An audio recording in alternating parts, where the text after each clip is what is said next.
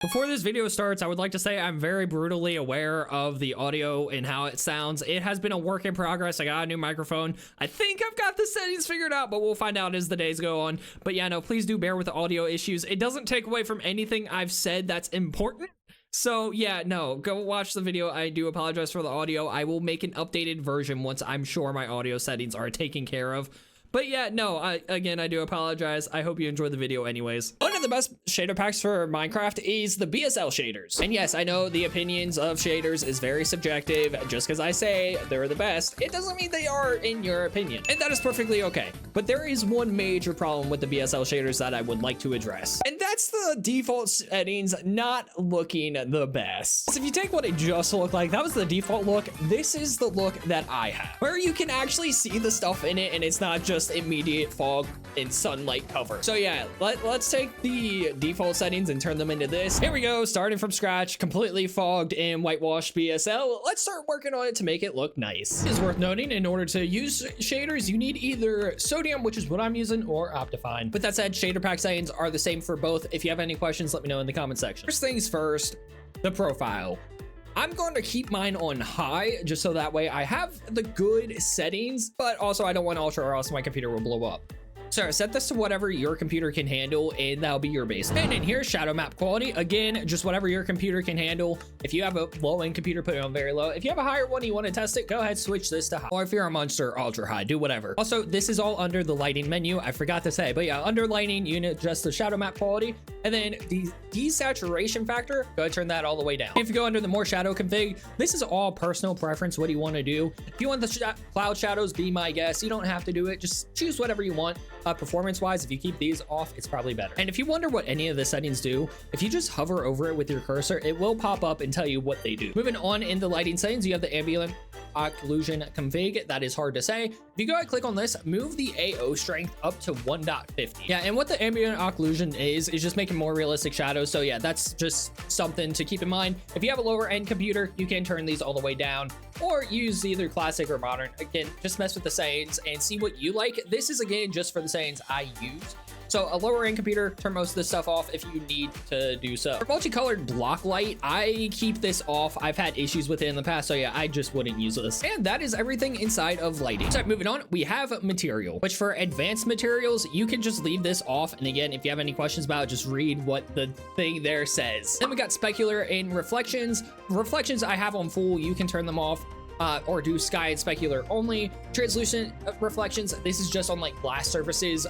Personal preference at that point. Again, if you need performance, just turn it off. Other than that, you just keep all of these at default settings. And then same thing for these ones, you can keep all of them at default, but if you want to, you can turn the puddle amount down and it just adjusts the puddles that are created when raining. I'm just going to keep mine on medium. After specular and reflections, we now have normals and parallax. And under here, just keep it all default. I want to go through and just tell you guys which ones to keep default so that way you know and don't get confused. But onto emissive. This allows for certain surfaces to be brighter. I'm definitely not just reading that from the thing. And you can keep this full, off, or at whatever that means. And you can also turn on enhance or visibility. I'll turn that on. I haven't looked at it yet. And for these two, you can keep it at default. And moving on to environment. The biggest thing under environment is the fog. Turn the overworld density down, the end density down, and then turn off the far vanilla fog. Also, turn the nether density down. And if you watch the background, we apply that, and it becomes so much more clear. There's still some issues due to the light shaft, but we don't have fog on top of the light shaft. So let's keep moving. Next up, we have the sky. Go ahead, take the day exposure and turn it down to minus 0.50. You can keep the rest of this at default. And once you scroll down, go ahead, turn off the sky desaturation and the sky ground. Next up, we have the skybox, where you can either have the shader, sun, and moon on or off. That's up to you, and that's what the sun looks like. If you turn it off, it's just the resource pack sun or moon. I'm going to keep my resource pack one on. For the sun and moon ground, keep this off. It will clip the sun and moon when it's near the horizon.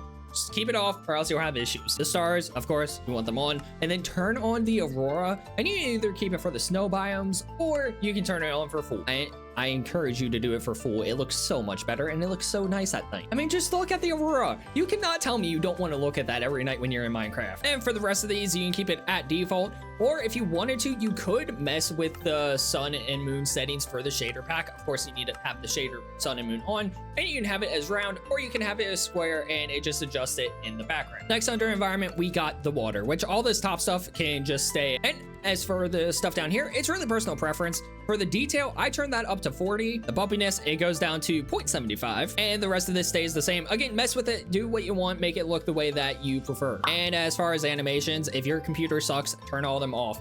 If your computer doesn't suck, keep them all on. And as far as animation speed, I'm going to turn it down to 0.75, but if you want it faster, have it faster. If you want it slower, have it slower. Again, this is a personal preference. Oh, I also completely forgot to mention, in environment, you want to scroll down, turn off life shafts, and hit apply. And if you look at it now, it is a lot more clear. We do still have issues with like the lens flare stuff, but we'll get to that here in a second. Just know light shafts is really what causes a lot of the whitewashing from BSL. And also if you want to turn off per biome weather, which is just using varied weather color for different biomes, I'd turn that off. If you want to keep it on, keep it on. And there we go. Environment is set up. Time to move on to camera. For the camera settings, again, it's a lot of just personal preference stuff. For example, turning off the lens flare and turning off the vignette, however you say that. Same thing with motion blur. I know some people like it. I personally despise it. You can also keep bloom on or off. It's up to you. And same thing for bloom strength. If you want it on but want to turn this down, be my guest. So look at these torches. What bloom does is it gives them a little bit of an outer glow. And to make it a little easier to see, let's turn bloom strength to 4,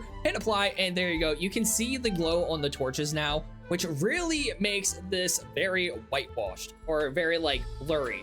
So you can just turn that off and it gives it a very vanilla Minecraft feel, and it's very clear. It does the same thing up here for the sun as well, where it's just nice, clear, and very just easy to look at, and it's very like the vanilla textures that you're used to. What's really good about having the see-through screens is you can kind of mess around with the settings and see what they do in the background before actually exiting the menu. But just compare this to this. It's completely up to you what you do. I'm going to keep the bloom on, but I'm going to keep it at a low power. Oh my gosh, these look so good with the emissive ores on. I've never had those on. Why?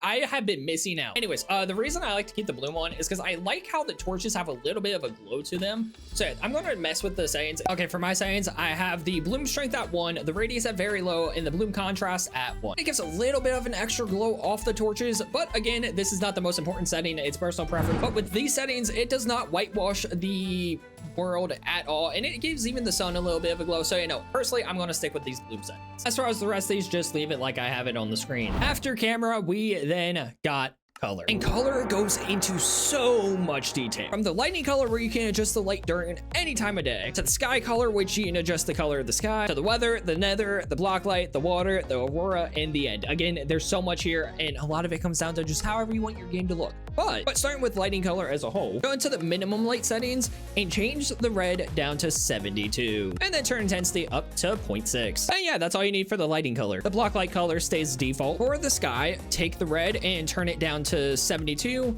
Take the green, turn it down to 128. Keep the blue on 255 and turn intensity up to 1.05. If you want, you can increase it. That's completely up to you. And you can keep all the bomb stuff here set to default. If you wanted to, you could turn the vanilla sky off. I don't really know if that affects anything, but that's up to you. So once you set the reds to 72, green to 128, intensity to whatever intensity you want. Again, I'm doing 105. Well, actually, let's do 110 to see how it looks.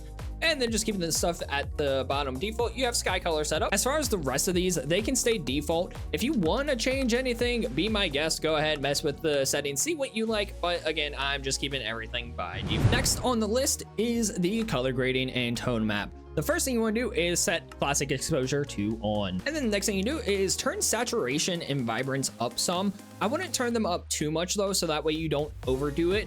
Like, this is a good tone, which it'll probably be better to look at this on anything that's not beige like sand. So yeah, let's say we turn both of these up really high. It is too vibrant and too saturated. So you do like saturation at 1.05 and vibrance at 110, and it looks fine. I think this is probably the best way to have it if you don't want it too vibrant. And the final two settings are anti-aliasing and extras, which you can just keep both those at the default settings. And now you have your BSL shader settings to a thing that is very vanilla friendly and looks so much better than the default setting. And at least for my computer, where I have a 3080 graphics card, 11 chunks is the highest render distance I can go. while still recording and not have much lag, if any at all. So yeah, go mess around with the settings to see exactly which ones you like. But let's say you want to save these and send this over to another computer. At least under Sodium and Iris, if you go into your shader pack settings, you can click export applied settings file. So when you click that, you realize you need to disable full screen. So here we go. We got the Minecraft window. And now we click export file settings, and it lets you export the file to wherever you want to save. So yeah, you go through, you save that like you do any other file.